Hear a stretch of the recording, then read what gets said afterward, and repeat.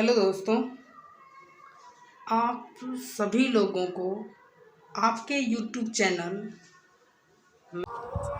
Mnemonic brand. आप सभी लोगों का स्वागत है।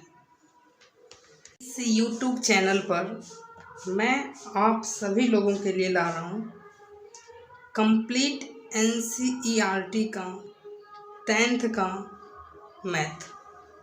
आप यहाँ जितने भी चैप्टर देख रहे हैं इस सभी का कंप्लीट सॉल्यूशन मैं देने जा रहा हूँ इस यूट्यूब चैनल पर। इसलिए आप लगातार इस यूट्यूब चैनल से बने रहें ताकि मैं आपको कंप्लीट सॉल्यूशन करवा सकूं। इसमें हम आपको संख्या पद्धति, बहुपद, दो चर वाले रैखिक समीकरण, द्विघात समीकरण, समांतर श्रेणी, त्रिकोणमितीय अनुपात, ऊंचाई और दूरी, नियामक ज्यामिति, त्रिभुज, वृत्त, रचना, वृत्त से संबंधित क्षेत्रफल, पृष्ठीय क्षेत्रफल और आयतन, सांख्यिकी और प्रायिकता, इन सभी चैप्टरों का जितने भी क्वेश्चन होंगे सबका मैं सॉल्यूशन इस चैनल पर देने वाला हूँ। इसके साथ साथ क्वेश्चन बैंक का भी सॉल्यूशन चैप्टर वाइज इस यूट्यूब चैनल पर आपको मिलेगा। आज हम एक नया चैप्टर स्टार्ट कर रहे हैं, वृत्त। इसके बारे में हम संपूर्ण जानकारी इकट्ठा करेंगे। बेसिक से हाई लेवल तक मैं आपको इस वीडियो में बताऊंगा। तो सबसे पहले हम आपको बता दें कि वृत्त कहते किसे हैं। तो परिभाषा पे ध्यान दीजिएगा। परिभाषा कहा जा रहा है अनंत बिंदुओं का समुच्चय। अनंत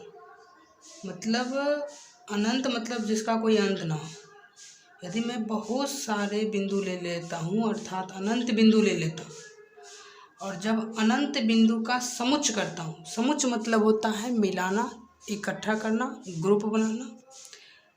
जब मैं समुच्चय बिंदु का ग्रुप बनाता हूँ, बहुत सारे समुच्चय बिंदु का, जैसा कि आप देख रहे होंगे कि यहाँ पे बहुत सारे बिंदु हैं।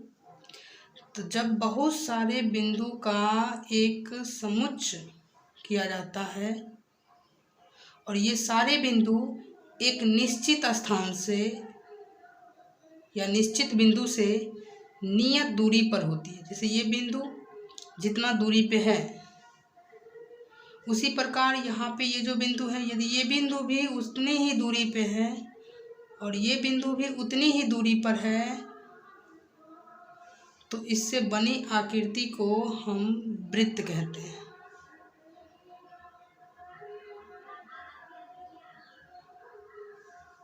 तो परिभाषा गौर कीजिएगा। अनंत बिंदुओं का समुच्चय जो एक निश्चित बिंदु से नियत दूरी पर हो वृत्त कहलाता है। फिर से एक बार, अनंत बिंदुओं का समुच्चय जो एक निश्चित नियत दूरी पर हो वृत्त कहलाता है। ये कौन से बिंदु हो गई? निश्चित बिंदु।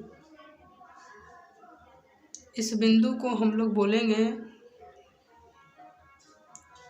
निश्चित बिंदु। और ये जो दूरी है इस दूरी को कहते हैं नियत दूरी।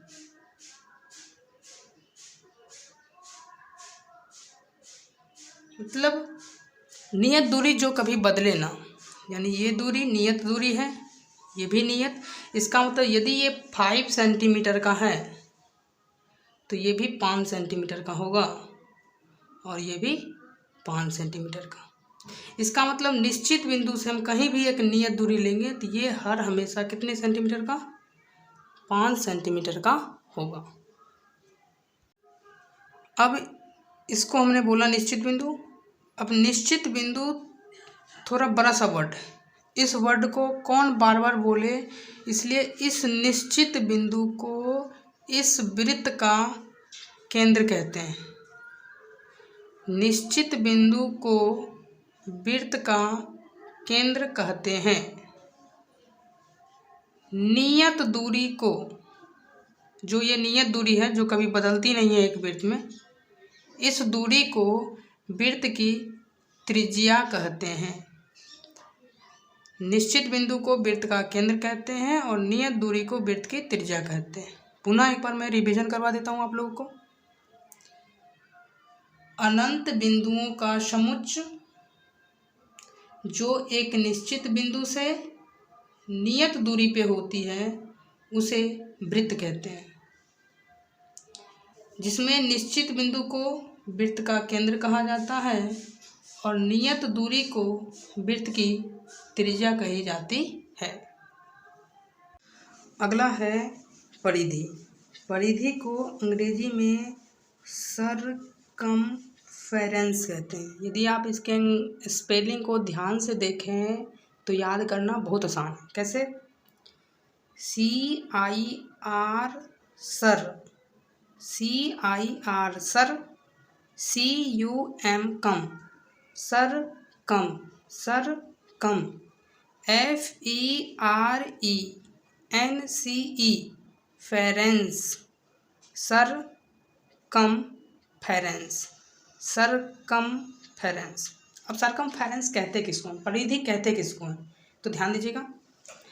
वृत्त के किसी बिंदु से चलकर, वृत्त के किसी बिंदु से चलकर, जैसे कि मैंने आपको बताया क्या, वृत्त में अनेक बिंदुएं होते हैं, अनंत बिंदु होते हैं।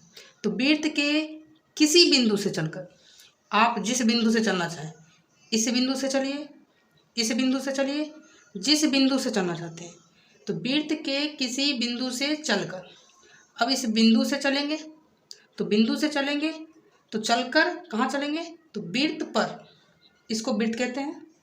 तो इस वृत्त पे चलेंगे और कहता है वृत्त पर होते हुए एक चक्कर लगाना। एक चक्कर लगाने का अर्थ होता है कि आप जिस बिंदु से चले हैं पुनः यदि आप वहीं पहुंच जाते हैं तो उसको कहते हैं एक चक्कर। तो अभी हम नहीं पहुंचे हैं वहां पे, अभी भी नहीं पहुंचे हैं, अब जाके हम वहां पे पहुंच गए। जिस बिंदु से चले उसी बिंदु पे पुनः आके हम वहां पहुंच गए तो इसको कहते हैं एक चक्कर। और जब एक चक्कर लगाने में तय की गई दूरी, जैसे हमने यहाँ से चलना स्टार्ट किया और इस पथ पर चलते हुए जहाँ से चले थे वहाँ पे आके पहुँचे, तो हमने कुछ दूरी ट्रैवल की। इस तय की गई दूरी को ही वृत्त की परिधि कहते हैं। पुनः रिवीजन एक बार करवा देते हैं।